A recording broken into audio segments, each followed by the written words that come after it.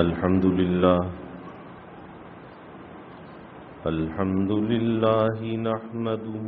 ونستعينه ونستغفره ونؤمن به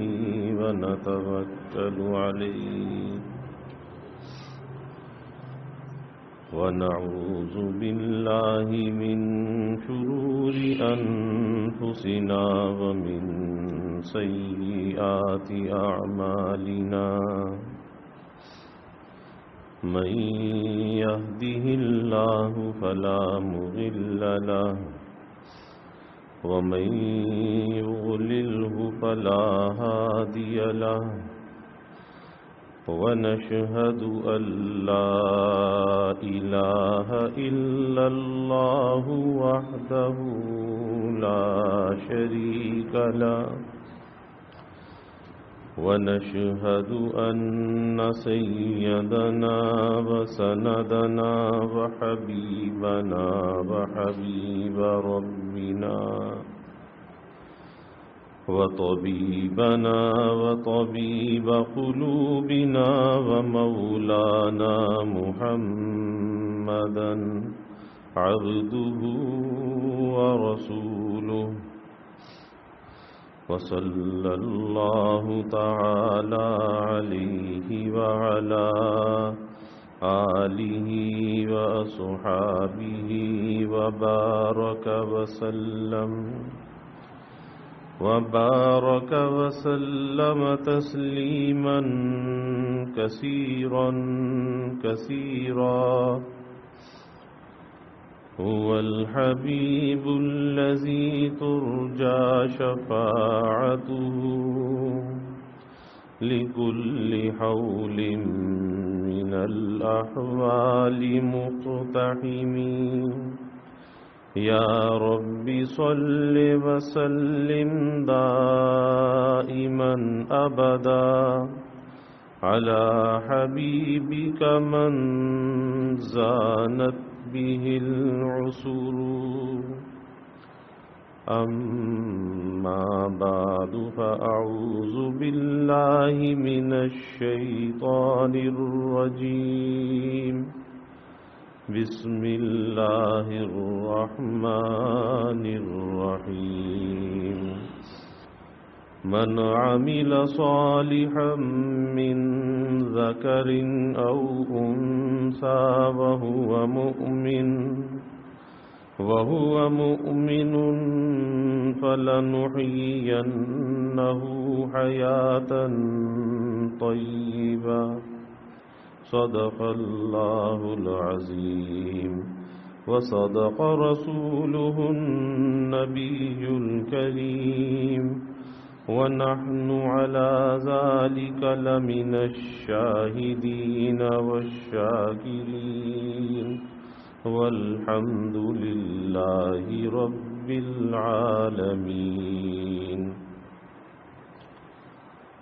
توفیق الہی اپنے محبوب مرشد پاک کی برکت سے عصر کی اس نشست میں حکیم الامت مجدد الملت حضرت تھانوی رحمۃ اللہ علیہ کا ایک چھوٹا سا رسالہ جزاء الاعمال اس کا درس چل رہا ہے، جس میں نیکیوں کے فوائد اور ثمرات پر بات چل رہی تھی. گزشتہ جمعے کی بات چل رہی تھی کہ نیکی کا ایک فائدہ یہ بھی ہے کہ اللہ نے جو قرآن میں بیان فرمایا کہ صبر اور نماز کے ذریعے سے وَاسْتَعِينُوا بِالصَّبْرِ وَالصَّلَاةِ، صبر اور نماز کے ذریعے سے اللہ کی مدد کو حاصل کرو. تو صبر بھی ایک عبادت ہے، نماز بھی ایک عبادت ہے. اس کے ذریعے سے اللہ تعالیٰ کی مدد آتی ہے، اور ہر شخص اللہ تعالیٰ کی مدد کا محتاج ہے. اور اس کا طریقہ اللہ کے حبیب صلی اللہ علیہ وسلم نے یہ بیان کیا کہ جب کوئی حاجت پیش آئے، جب کوئی مشکل پیش آئے تو 2 رکعت نماز کی پڑھو. یعنی سب سے پہلے اپنے اللہ کی طرف متوجہ ہو جاؤ، اپنے اللہ کے سامنے اپنی حاجت کو پیش کرو، اور 2 رکعت نماز پڑھ کر پھر اللہ سے یہ دعا کے عجیب و غریب کلمات تعلیم فرمائے. لا الہ الا اللہ الحلیم الکریم سبحان اللہ رب العرش العظیم والحمد للہ رب العالمین اسألک موجبات رحمتک وعزائم مغفرتک والغنیمة من كل بر والسلامة من كل اسم لا تدع لي ذنبا إلا غفرته ولا هما إلا فرجته ولا حاجة هي لك رضا إلا قضيتها يا أرحم الراحمين۔ یہ عجیب و غریب کلمات تعلیم فرمائے کہ 2 رکعت نماز کا سلام پھیر کر پھر اللہ سے ان کلمات کے ساتھ دعا مانگو اور پھر اپنی حاجت کو اللہ کے سامنے پیش کرو، اور دل میں اس بات کا یقین رکھو کہ اللہ کے سوا کوئی حاجت کو پورا کرنے والا نہیں ہے۔ مخلوق سے اپنی امیدیں وابستہ نہ کرو بلکہ امیدیں اللہ سے وابستہ کرو، اور ایک یقین کے ساتھ پوری امیدوں کے ساتھ اللہ کے دربار میں چلے جاؤ، اور اللہ کے دربار میں سب کچھ ہے اور بندوں کے لیے ہے۔ تو اس لیے ایک اطاعت کا فائدہ یہ ہے کہ اللہ تعالیٰ کی مدد انسان کو حاصل ہوتی ہے۔ پھر آگے بیان فرماتے ہیں کہ بعض طاعات کا اثر یہ ہے کہ کسی معاملے میں یہ تردد کہ کیوں کرنا بہتر ہے، یعنی جب انسان کوئی کام کرنے لگتا ہے تو بعض اوقات اندر ایک تردد ہوتا ہے، ایک تذبذب ہوتا ہے کہ یہ کام کرنا چاہیے یا نہیں کرنا چاہیے۔ اب یہ تذبذب اور یہ تردد کس طرح سے دور ہو، تو یہاں پر اللہ کے حبیب صلی اللہ علیہ وسلم نے اس کا طریقہ بیان فرمایا ہے کہ اس تردد اور تذبذب کو کس طرح سے دور کیا جائے۔ تو یہاں استخارے کی تعلیم فرمائی کہ استخارہ کر لو، اور استخارہ کیا ہے؟ اللہ تعالیٰ سے مشورہ کرنا، کہ جب آدمی اللہ سے مشورہ کرتا ہے اور اس کی دعا بھی تعلیم فرمائی، اس کا طریقہ بھی تعلیم فرمایا، تو اس مشورے کے بعد جب ذہن ایک طرف یکسو ہو جائے اس پر اللہ کے بھروسے پر عمل کر لو، اللہ تعالیٰ اس کے اندر خیر ڈال دیتا ہے، اور اس استخارے کی جو برکت ہے اس کے اس عمل میں شامل ہو جاتی ہے، کیونکہ استخارے کی جو تعلیم فرمائی، جو مشورہ دیا اللہ کے حبیب صلی اللہ علیہ وسلم نے، اور جس کام کا آپ نے مشورہ دیا اس کے اندر ایک برکت ہے، اور جب آدمی اس کام کو انجام دیتا ہے وہ برکت اس کے عمل میں آ جاتی ہے۔ تو ایک استخارے کا بڑا فائدہ یہ بھی ہوتا ہے۔ تو فرمایا کہ جب کسی معاملے میں تردد ہو کہ یہ کیسے کرنا چاہیے، کیوں کرنا چاہیے، تو وہ ایک تردد اس کا رفع ہو جاتا ہے، اور اسی جانب رائے قائم ہو جاتی ہے جس میں سراسر نفع اور خیر ہی ہو، احتمال ضرر کا بالکل نہیں رہتا، یعنی ایک یقین کی کیفیت غالب آ جاتی ہے، گویا اللہ تعالیٰ سے مشورہ مل جاتا ہے۔ اب یہاں پر ایک بات بڑی اہم یہ ہے کہ استخارہ کرنا چاہیے یا کرانا چاہیے، اور کس چیز میں استخارہ کرنا چاہیے اور کس میں نہیں کرنا چاہیے، کیونکہ بعض چیزیں تو ایسی ہیں کہ جس میں استخارے کی ضرورت نہیں۔ ایک آدمی استخارہ کرے کہ میں نماز پڑھوں یا نہ پڑھوں، تو بھائی نماز تو پڑھنی ہے، یہاں پہ استخارہ نہیں ہے۔ ایک آدمی استخارہ کرے کہ اپنی دکان پر جاؤں یا نہ جاؤں، دکان پر تو جانا ہے، ملازمت پر تو جانا ہے، تو یہاں پر استخارہ نہیں ہے۔ استخارہ تو ان کاموں میں ہے کہ اگر میں دکان یا کاروبار کرنا چاہتا ہوں تو 2 کام اگر سامنے ہیں تو کون سا میرے حق میں مناسب ہے۔ کہیں پر اگر رشتہ کرنا چاہتا ہے اور اس رشتے کے بارے میں تذبذب کی کیفیت ہے تو استخارے سے اللہ سے مشورہ کیا کہ کیا چیز میرے حق میں بہتر ہے۔ تو پہلی چیز تو یہ ہے کہ استخارہ کرنا چاہیے یا کرانا چاہیے۔ آج اکثر لوگوں کے ذہن میں یہ ہے کہ دوسروں سے استخارہ کراتے ہیں، اور ایک عجیب مذاق بن گیا کہ لوگوں نے استخارہ سینٹر کھولے ہوئے ہیں، اس کی بڑی بڑی ایڈورٹائزمنٹ ہوتی ہیں، استخارہ سینٹر، کہ جی ہم استخارہ کر کے دیں گے۔ تو بات یہ ہے کہ استخارہ کرنا چاہیے، کرانا نہیں چاہیے، اور اس کی ایک وجہ ہے۔ اس کی وجہ یہ ہے کہ جو صاحب غرض ہوتا ہے، جس کی حاجت ہوتی ہے، وہ جس توجہ کے ساتھ استخارہ کر سکتا ہے دوسرا اس کے لیے ویسا استخارہ نہیں کر سکتا۔ تو اس لیے جس کی حاجت ہے، جس کی ضرورت ہے، اگر وہ خود استخارہ کرے اس استخارے کے اندر زیادہ بہتر اثرات ہوں گے اور زیادہ بہتر محسوسات ہوں گی بنسبت اس کے کہ کوئی دوسرا اس کے لیے استخارہ کرے۔ اور پھر یہ کہ اگر کسی دوسرے سے استخارہ کرایا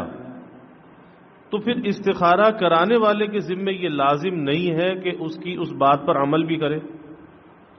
آج کے زمانے میں ہوتا یہ ہے کہ کسی سے استخارہ کرا لیا اور اس نے جو کچھ محسوس کیا وہ بتا دیا، اب اس استخارے کے بعد وہ کام کر لیا، اب آگے چل کر اس کام میں کوئی نقصان آ گیا،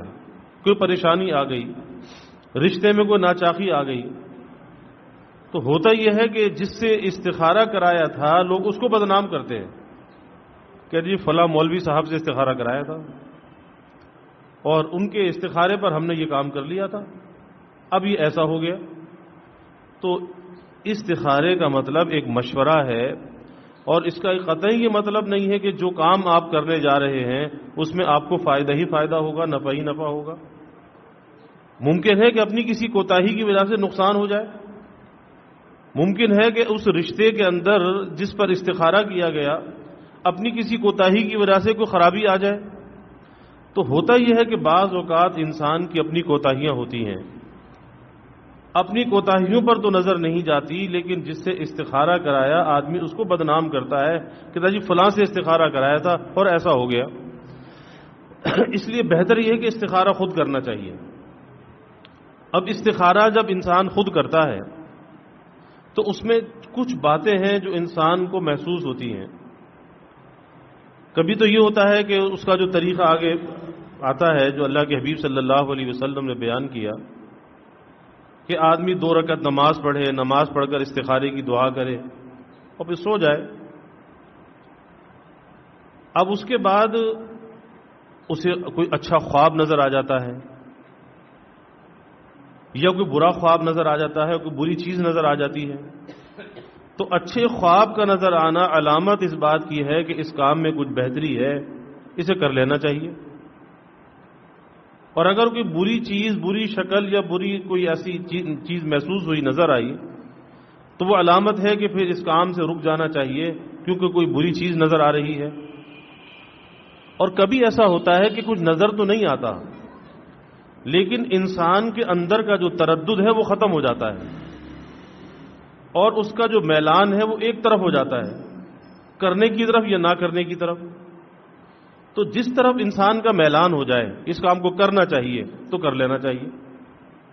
اور اگر میلان اس طرف ہو جائے کہ نہیں کرنا چاہیے تو پھر نہیں کرنا چاہیے۔ تو یہ ایک انسان کے اپنے میلان کے اوپر ہے۔ بعض اوقات یہ ہوتا ہے کہ کچھ بھی محسوس نہیں ہوتا کہ یہ کرنا چاہیے یا نہیں کرنا چاہیے۔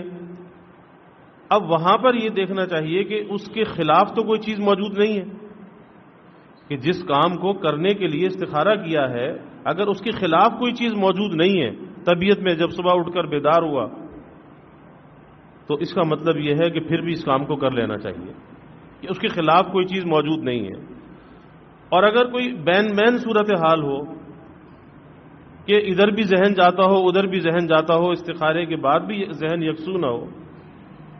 تو پھر یہ نہیں سوچنا چاہیے کہ استخارے کا کوئی فائدہ نہیں ہوا۔ استخارے کا فائدہ ضرور ہوا کہ استخارہ ایک مسنون عمل ہے، اس کی برکت شامل ہو گئی۔ اب اس کے بعد کسی سے مشورہ کر لینا چاہیے۔ استخارے کے بعد جو اگلی چیز مشورہ ہے، استشارہ، مشورہ،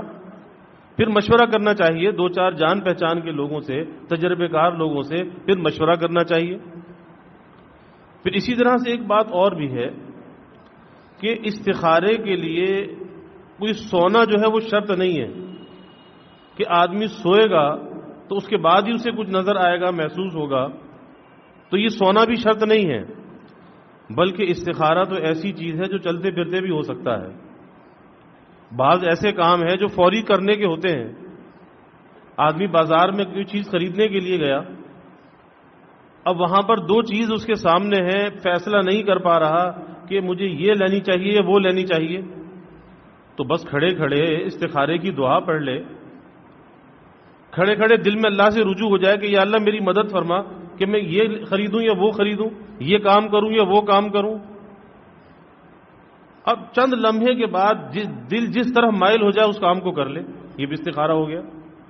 تو استخارے کے لیے کوئی سونا شرط نہیں ہے. بعض لوگ یہ کہتے ہیں کہ آدمی سوئے گا تو استخارہ ہوگا، اور اگر نہ سویا تو استخارہ نہیں ہوگا. تو استخارہ ایسا عمل ہے جو چلتے پھرتے بھی آدمی کر سکتا ہے، اور یہ کوئی ایسی مشکل بات نہیں ہے. آج لوگوں نے بڑا اس کو مشکل بنا رکھا ہے. یہی وجہ ہے کہ لوگ بڑے بڑے اشتہار دیتے ہیں، اخباروں کے اندر آتے ہیں، رسالوں کے اندر، سوشل میڈیا پر کہ جی استخارہ سینٹر ہے اور یہاں پر استخارہ کیا جاتا ہے اور یہاں پر مشورہ دیا جاتا ہے. اور پھر ایسے استخاروں اور مشوروں کے اندر بڑا بڑا دھوکہ بھی ہو جاتا ہے. کوئی صاحب گئے استخارہ کرانے کے لیے کہ جی فلاں مکان ہے وہ میں لینا چاہتا ہوں، فلاں پراپرٹی لینا چاہتا ہوں. اس نے کہا استخارہ کر کے بھائی یہ آپ نہ خریدنا، یہ آپ کے لیے بہتر نہیں ہے. اور پتہ یہ چلا کہ جس سے استخارہ کرا ہے اس نے خود وہ خرید لی. تو ایسے بھی یہ استخارہ سینٹر اور مشورہ سینٹر موجود ہیں کہ جہاں پر بجائے امانت کی حفاظت کے جہاں پر خیانت ہو، کہ جس چیز میں اپنا فائدہ نظر آئے. کسی صاحب نے جو ہے وہ رشتے کے لیے استخارہ کرایا، جب رشتے کے لیے استخارہ کیا تو استخارے میں کہا جی یہاں رشتہ نہ کرنا، اور پتہ چلا کہ خود اپنے کسی بچے کا رشتہ وہاں پہ بھیج کے رشتہ کر لیا. تو ایسا بھی ہوتا ہے. اس لیے بہتر یہ ہے کہ استخارہ خود کرنا چاہیے، کیونکہ آج یہ اسے ایک ایسا پروفیشن بنا لیا ہے اور اس چیز کو کمرشل کر دیا ہے جو ایک مسنون عمل ہے، مستحب عمل ہے، اور اتنا زیادہ بھی اس کی اہمیت نہیں ہے کہ جس کے لیے استخارہ سینٹر کھولے جائیں اور مشورہ سینٹر کھولے جائیں. ارے بھائی جس پر آدمی کا اعتماد ہو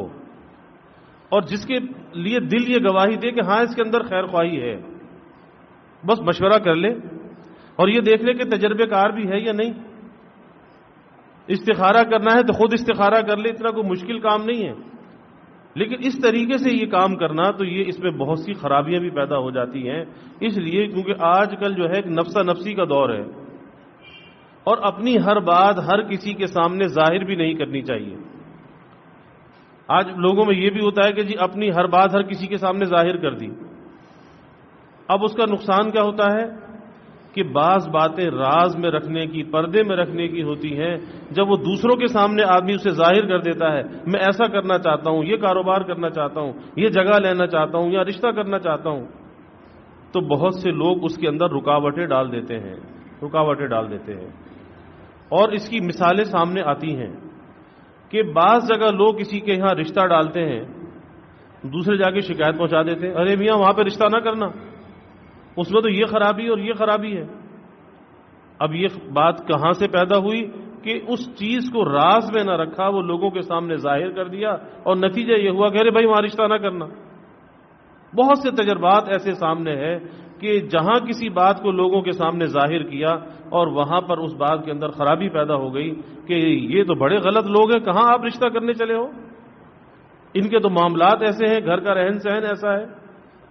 تو اگلے نامعلوم جسے ہم خیر خواہ سمجھ رہے ہیں، تو وہ خیر خواہ کیا ہے، بعض لوگ آستین کے سانپ نکل آتے ہیں اور وہی جا کے اس کے اندر رکاوٹ پیدا کر دیتے ہیں. اور پھر برس کے بعد وہ باتیں کھلتی ہیں کہ جی فلاں آدمی نے آ کے یہ کہا تھا، ہم تو رشتہ کرنے کے لیے تیار تھے، لیکن فلاں آدمی نے آ کر یہ کہا تھا کہ یہاں پہ رشتہ نہ کرنا، یہ لوگ تو ایسے ہیں. اب وہ آدمی اپنا سر دھن لیتا ہے کہ ارے جس کو میں اپنا سمجھتا تھا، جس پر میں اعتماد کرتا تھا، اس نے میرے ساتھ یہ برتاؤ کیا، اس نے یہ میرے ساتھ سلوک کیا. تو اس لیے ہر کس و ناقص سے مشورہ نہیں کرنا چاہیے اور ہر کس و ناقص سے استخارہ نہیں کرانا چاہیے. اس میں بڑا محتاط رہنا چاہیے کہ بعض باتیں ایسی ہوتی ہیں کہ جو راز میں رکھنے کی ہوتی ہیں اور وہ خاموشی سے کرنے کے وہ کام ہوتے ہیں. جب کرنے پر آ گیا، دل مائل ہو گیا، پھر کر گزرے، پھر کسی کی پرواہ نہ کرے. اس لیے یہاں پر اللہ کے حبیب صلی اللہ علیہ وسلم نے اس کا طریقہ بیان فرمایا. امام بخاری رحمۃ اللہ علیہ نے حضرت جابر رضی اللہ عنہ سے روایت کیا کہ رسول اللہ صلی اللہ علیہ وسلم نے فرمایا، جب تم کو کسی کام میں تردد ہو، تردد کا مطلب یہی ہے کہ کروں یا نہ کروں تو کہاں کروں، کون سا کام کروں، کس جگہ رشتہ کروں، یا کوئی دو کام سامنے آ گئے، یہ تردد اگر اندر ہے، یعنی سمجھ میں نہ آتا ہو کہ کس طرح کرنا چاہیے، کس طرح کرنا بہتر ہے، یہ سمجھ میں نہیں آ رہا، کام کرنا بھی چاہتا ہے، رشتہ کرنا بھی چاہتا ہے، کوئی نوکری کرنا بھی چاہتا ہے، لیکن کون سی نوکری کرنی چاہیے، کون سا کاروبار کرنا چاہیے؟ اب ایک تردد کی کیفیت ہے، دکان کھولے تو کون سے علاقے میں جا کر کھولے، یہ تردد کی کیفیت ہے۔ مثلا کسی سفر کی نسبت تردد ہو کہ اس میں نفع ہوگا یا نقصان۔ کوئی سفر آدمی کرنا چاہتا ہے کسی کاروبار کے لیے، کسی ملازمت کے لیے، کسی رشتے کے لیے، آیا اس میں فائدہ ہوگا یا نہیں ہوگا؟ اور اسی طرح اور کسی کام میں تردد ہو، یعنی دنیا میں، زندگی میں بہت سے کام آدمی کرتا ہے، اور آج ہم نے تو یہ سمجھ رکھا ہے کہ خالی بس استخارہ جو ہے وہ رشتے کے لیے کرایا جاتا ہے، اور اس کے علاوہ کسی اور کام میں استخارہ نہیں ہے، جبکہ استخارے کی ضرورت ہر جگہ پر بھی ہو سکتی ہے۔ استخارہ کیا ہے؟ اللہ سے مشورہ مانگنا ہے نا۔ میں نے جیسے عرض کیا کہ چلتے پھرتے بھی یہ کام ہو سکتا ہے، روزمرہ بھی یہ کام ہو سکتا ہے کہ دل ہی دل میں اللہ تعالیٰ سے مانگتا چلا جائے۔ اور ہمارے حضرت رحمۃ اللہ علیہ فرمایا کرتے تھے کہ جب آدمی بازار میں کوئی سودا خریدنے کے لیے بھی جاتا ہے تو اسے اللہ سے دعا کر کے جانی چاہیے کہ یا اللہ میں بازار تو جا رہا ہوں لیکن مجھے نہیں معلوم کہ کس چیز کے اندر خیر ہے، کس چیز کے اندر شر ہے، کس چیز کے اندر ظلمت ہے، کس چیز کے اندر نور ہے، مجھے معلوم نہیں۔ تو یا اللہ جس چیز میں نور ہے وہ مجھے عطا فرما دے، جس چیز میں خیر ہے وہ مجھے عطا فرما دے۔ بس یہ اللہ سے مدد مانگ کر بازار میں چلا جائے۔ اب اس کے بعد جو چیز بھی خریدے گا، کیونکہ اس نے اللہ سے مدد مانگی ہے، اس نے اللہ سے خیر کا سوال کیا، برکت کا سوال کیا، اللہ سے نور کا سوال کیا، اب یہ چونکہ اللہ سے مدد مانگ کر چلا تو اس کے کام میں یقیناً برکت بھی ہوگی، خیر بھی ہوگی اور نور بھی ہوگا۔ تو یہ ایک ایسا عمل ہے کہ چلتے پھرتے یہ آدمی اس کام کو کر سکتا ہے۔ اس کے لیے ضروری نہیں ہے کہ کسی سے مشورہ کرنے جائے، کسی استخارہ سینٹر پر جائے۔ تو تردد کو دور کرنے کے لیے چونکہ روزمرہ کے بہت سے کاموں میں انسان تردد کا شکار ہوتا ہے، اب اس کی ترکیب اللہ کے حبیب صلی اللہ علیہ وسلم بیان فرماتے ہیں کہ 2 رکعت نماز پڑھو، 2 رکعت نماز پڑھو، کیونکہ نماز ایک ایسی عبادت ہے کہ اس کے ذریعے آدمی کو طہارت اور پاکیزگی بھی حاصل ہوتی ہے، اور جب نماز کے لیے کھڑا ہوتا ہے تو اس کی جو صلاحی فکر ہے وہ یکسو ہو جاتی ہے، اس کا ذہن بالکل یکسو ہو جاتا ہے، اس کی طبیعت ہمتن ایک طرف متوجہ ہو جاتی ہے کہ اب سب طرف سے کٹ کر اللہ کے سامنے کھڑا ہے، اور وہ اللہ کے سامنے کس لیے کھڑا ہے؟ اپنی کسی حاجت کو لے کر کھڑا ہے، اور وہ اللہ سے مشورہ کرنا یہ چاہتا ہے کہ یا اللہ اس کام کے اندر مجھے کرنا کیا چاہیے، میں فیصلہ نہیں کر پا رہا یا فیصلہ کرنے کی صلاحیت میرے اندر نہیں ہے، تو اللہ سے مدد کے لیے وہ کھڑا ہے۔ جیسے گزشتہ ہفتے چلا بات آئی وَاسْتَعِینُوا بِالصَّبْرِ وَالصَّلَاةِ کہ نماز اور صبر کے ذریعے سے اللہ کی مدد کو حاصل کرو۔ تو نماز کیا ہے؟ اللہ سے مدد مانگنے کا ایک ذریعہ ہے کہ یہ نماز کے ذریعے سے اللہ تعالیٰ سے مدد مانگ رہا ہے۔ اور فرمایا کہ 2 رکعت نفل پڑھ کر پھر اللہ کی بارگاہ میں یہ دعا کرو، اللہم انی استخیرک بعلمک واستقدرک بقدرتک واسألک فضلک العظیم فإنک تقدر ولا اقدر وتعلم ولا اعلم وانت علام الغیوب اللہم ان کنت تعلم ان ھذا الامر خیر لی۔ اب یہ ھذا الامر جہاں پر آتا ہے یہاں پر اپنے اس کام کو سوچے یا اس کام کا نام لے کہ میں کس کام کے لیے استخارہ کر رہا ہوں، یا یہاں پر تھوڑا سا ٹھہر کر اس کام کو ذہن میں سوچ لے۔ تو ان ھذا الامر خیر لی فی دینی و معاشی و عاقبت امری، کہ میں یہ جو کام کرنے جا رہا ہوں یا اللہ اس میں میرے لیے دنیا میں میرے معاش کے اعتبار سے، میری آخرت کے اعتبار سے یا اللہ اس میں اگر خیر ہے تو میرے سامنے ظاہر فرما دیجئے۔ اور ایک روایت میں ہے کہ بجائے فی دینی و معاشی و عاقبت امری کے یہ الفاظ ہیں عاجل امری و آجلہ فاقدرہ لی و یسرہ لی ثم بارک لی فی و ان کنت تعلم ان ھذا الامر شر لی فی دینی و معاشی و عاقبت امری، اس میں کچھ اضافہ ہے۔ اور یہاں بھی ایک دوسری روایت ہے، اس میں فرمایا کہ فَأَصْرِفْهُ عَنِّي وَأَصْرِفْنِي عَنْهُ وَأَقْدِرْ لِيَ الْخَيْرَ حَيْثُ كَانَ ثُمَّ أَرْضِنِي بِهِ، اب یہاں پر اپنے کام کا نام بھی لے کہ میں کس کام کے لیے استخارہ کر رہا ہوں، کس مقصد کے لیے استخارہ کر رہا ہوں، اپنے اس مقصد کا نام لینا چاہیے۔ مثلا جہاں پر حاضر الامر کا لفظ آیا، اور یہ استخارے کی جو دعا ہے یہ مختلف چھوٹی چھوٹی کتابوں کے اندر جگہ جگہ چھپی ہوئی مل جاتی ہے کہ 2 رکعت نماز پڑھ کر آدمی استخارے کی دعا کر لے، اور اگر کسی کو استخارے کی دعا یاد بھی نہیں ہے تو اپنی زبان میں بھی وہ اللہ تعالیٰ سے دعا مانگ سکتا ہے کہ یا اللہ مجھے یہ کام درپیش ہے، میں اس کام میں فیصلہ نہیں کر پا رہا، مجھے کرنا کیا چاہیے، یا اللہ اگر اس کام کے اندر خیر ہے تو وہ مجھے ظاہر فرما دیجئے، اگر اس میں شر ہے تو وہ مجھ پر ظاہر فرما دیجئے۔ تو اگر آدمی استخارے کی دعا نہیں جانتا یا نہیں پڑھ سکتا یا اس کے پاس موجود نہیں ہے تو 2 رکعت نفل پڑھ کر اور اللہ تعالیٰ سے دعا کر کے پھر سو جائے، اور پھر اس کے بعد اپنے دل کے میلان کو دیکھے کہ دل میں میلان کیا ہے، کیا دیکھا، کیا محسوس کیا، یا اس کے دل کے اندر میلان کیا ہے، اس کے اندر یکسوئی ہے یا نہیں ہے، یا تردد اب بھی باقی ہے۔ اور اگر وہ تردد باقی ہے تو 3 دن تک لگاتار استخارہ کرے، 5 دن تک کرے، 7 دن تک کرے، اور اس 3 دن میں، 5 دن میں، 7 دن میں کہیں نہ کہیں اس کا ذہن ایک طرف یکسو ہو جاتا ہے کہ مجھے یہ کرنا چاہیے یا مجھے یہ نہیں کرنا چاہیے، تو اس طرح سے اس میں استخارے میں اللہ تعالیٰ سے ایک مشورہ ہو جاتا ہے اور اس کی جو ایک برکت ہے وہ شامل ہو جاتی ہے۔ تو جہاں پر حاضر امر ہے تو وہاں پر حاضر سفر بھی کہہ سکتا ہے کہ یہ سفر میرے لیے کیسا ہے، خیر ہے، نہیں ہے، نفع ہے یا نہیں ہے،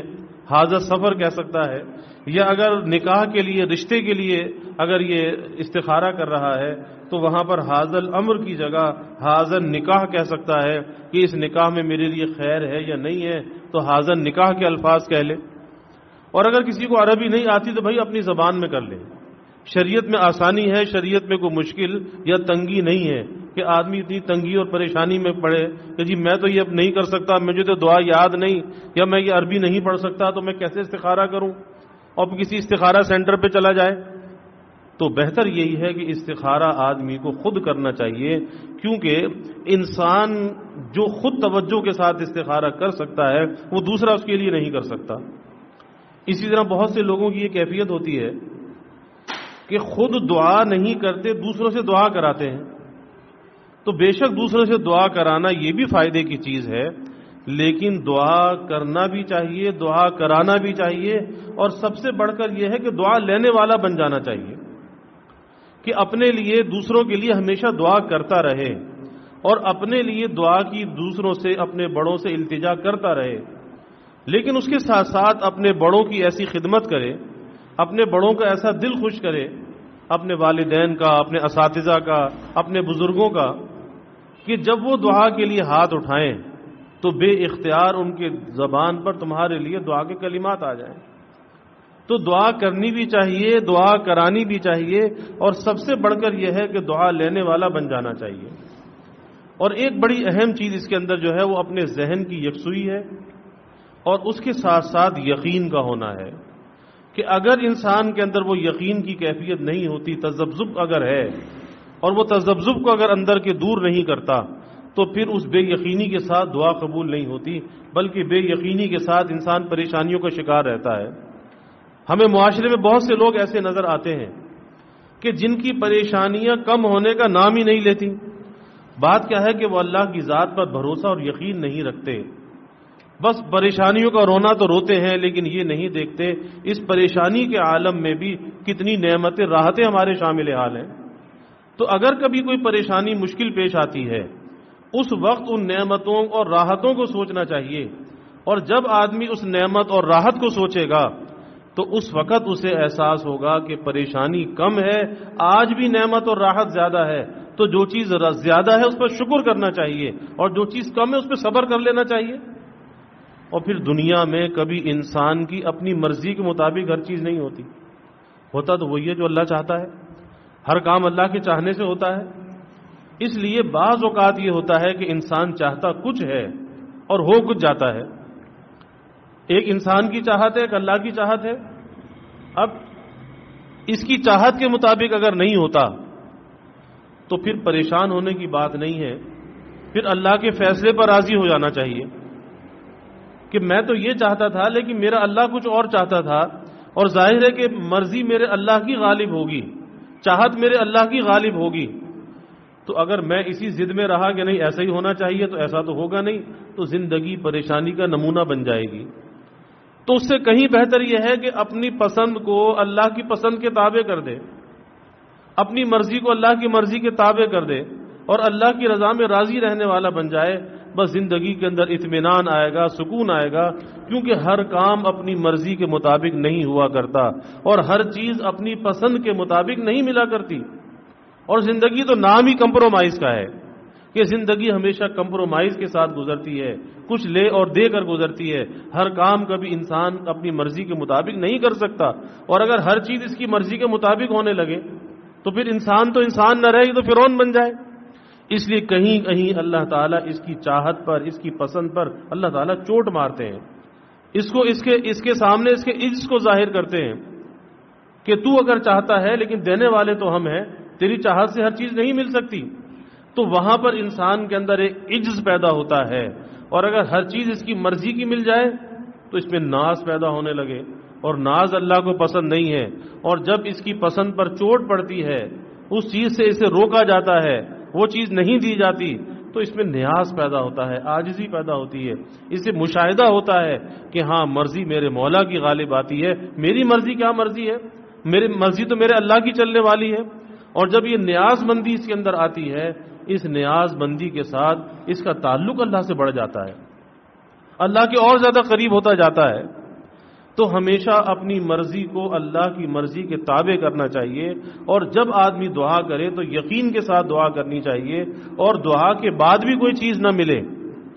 تو یہ نہیں سوچنا چاہیے کہ میری دعا قبول نہیں ہوئی، دعا تو ہر حال میں قبول ہے،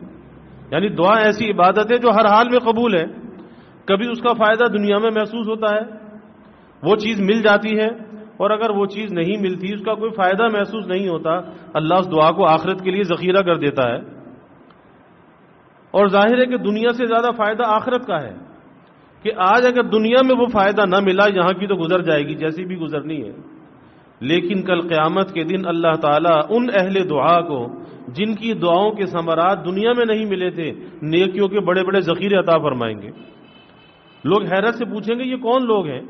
اتنے بڑے بڑے نیکیوں کے پہاڑ ان کے ساتھ ہیں؟ تو بتایا جائے گا کہ یہ وہ اہل دعا ہیں کہ جن کی دعاؤں کا ثمرہ اور صلہ دنیا میں نہیں ملا تھا، آج نیکیوں کی شکل میں یہاں پر دے دیا گیا، اللہ نے ان کو محفوظ کر لیا، آخرت کے لیے ذخیرہ کر دیا۔ تو پھر انسان سوچے گا،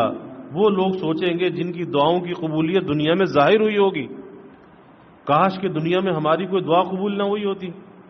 آج نیکیوں کے یہ ذخیرے ہم کو بھی یہاں پر ملتے۔ تو اس لیے کبھی دعا سے مایوس نہیں ہونا چاہیے، ہر حال میں دعا مانگتے رہنا چاہیے، اور دعا کے ذریعے سے اللہ کے ساتھ اپنے یقین کو بھی بڑھانا چاہیے اور اپنے تعلق کو بھی بڑھانا چاہیے، کیونکہ دعا مانگنے والے کا اللہ کے ساتھ ایک خاص تعلق ہوتا ہے، اور دعا یہ نہیں ہے کہ نماز پڑھیں گے تو دعا مانگیں گے، دعا تو ہر وقت مانگنی چاہیے، چلتے پھرتے اٹھتے بیٹھتے دل ہی دل میں اللہ سے مانگتا رہے، کسی کو پتا بھی نہیں ہے لیکن یہ دل میں اللہ سے جڑا ہوا ہے، یہ اللہ سے مانگ رہا ہے، انسان ہے، اس کے ساتھ حاجتیں لگی ہوئی ہیں، مشکلات لگی ہوئی ہیں، پریشانیاں ہیں، بیماریاں ہیں، یہ نہیں ہے کہ مصلی پر بیٹھے گا تو مانگے گا، ارے بھائی چلتے پھرتے اٹھتے بیٹھتے دل ہی دل میں اللہ سے مانگتے رہو، اللہ کے ساتھ جڑے رہو کہ اللہ ہی ہمارا حاجت روا ہے، مشکل کشا ہے، بیماریوں کو سے شفا دینے والا، پریشانیوں کو دور کرنے والا، رزق دینے والا، اولاد دینے والا، عزت دینے والا، اور پھر مشکلات کا حل بھی اسی کے اندر ہے۔ اللہ سے جڑ جائے، اللہ سے اپنے تعلق کو مضبوط کر لے، مشکلات کا حل بھی اسی کے اندر ہے، ورنہ اس کے علاوہ ہونا وہی ہے جو اللہ چاہے گا، لیکن مشکلات اور پریشانیاں بڑھتی رہیں گی، پھر وہ گھٹنے والی نہیں ہے۔ تو اس لیے اللہ کے ساتھ اپنے تعلق کو مضبوط کرنا چاہیے۔ استخارے پر بات چل رہی تھی کہ یہ استخارہ بھی یہ ایک نیکی ہے، ایک طاعت ہے، اور یہ طاعت ایسی طاعت ہے کہ اس کے ذریعے سے انسان کا تردد اور تذبذب ختم ہو جاتا ہے، استخارے کے ذریعے سے انسان کے اندر یکسوئی پیدا ہو جاتی ہے، لیکن بات وہی ہے کہ استخارے کو استخارے کے طریقے سے کرنا چاہیے، جس کا طریقہ تفصیل سے عرض کیا گیا۔ تو اللہ تعالی ہمیں صحیح عمل کی توفیق عطا فرمائے، اللہ اپنی رضا میں راضی رہنے والا بنائے اور ہمیشہ اللہ اپنی جانب رجوع ہونے والا بنائے۔ وآخر دعوانا الحمدللہ رب العالمین۔ الحمدللہ رب العالمین والعاقبۃ للمتقین والصلاة والسلام علی اشرف الانبیاء والمرسلین۔ اللہم صل علی سیدنا و مولانا محمد وعلی آل سیدنا و مولانا محمد صلاة تنجینا بها من جمیع الاحوال والآفات وتقضی لنا بها جمیع الحاجات وتطہرنا بها من جمیع السیئات وترفعنا بها عندك اعلی الدرجات وتبلغنا بها اقصى الغایات من جمیع الخیرات فی الحیاة وبعد الممات انك على كل شيء قدير۔ اللهم رب الحل والحرم ورب المشعر الحرام ورب البيت الحرام ورب الركن والمقام ابلغ لروح سيدنا ومولانا محمد منا السلام۔ ربنا آتنا في الدنيا حسنة وفي الآخرة حسنة وقنا عذاب النار۔ ربنا أتمم لنا نورنا واغفر لنا إنك على كل شيء قدير۔ ربنا ظلمنا أنفسنا وإن لم تغفر لنا وترحمنا لنكونن من الخاسرين۔ ربنا هب لنا من أزواجنا وذرياتنا قرة أعين واجعلنا للمتقين إماما۔ اللهم ألف بين قلوبنا وأصلح ذات بيننا واهدنا سبل السلام ونجنا من الظلمات إلى النور وجنبنا الفواحش ما ظهر منها وما بطن وبارك لنا في أسماعنا وأبصارنا وقلوبنا وأزواجنا وذرياتنا وتب علينا إنك أنت التواب الرحيم۔ فاطر السماوات والأرض أنت ولينا في الدنيا والآخرة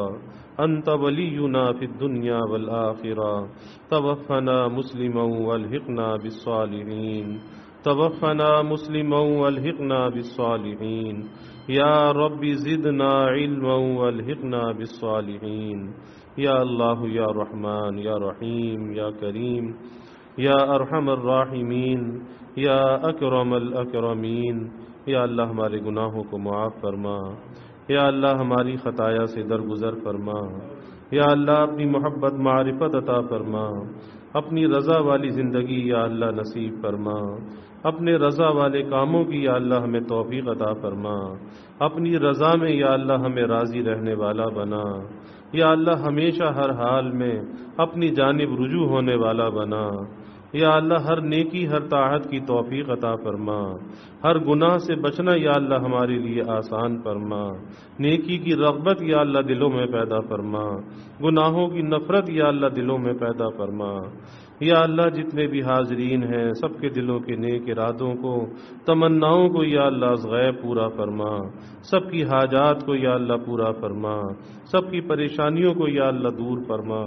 بیماریوں سے یا اللہ حفاظت فرما، ہر ناگہانی بلا اور مصیبت سے یا اللہ حفاظت فرما،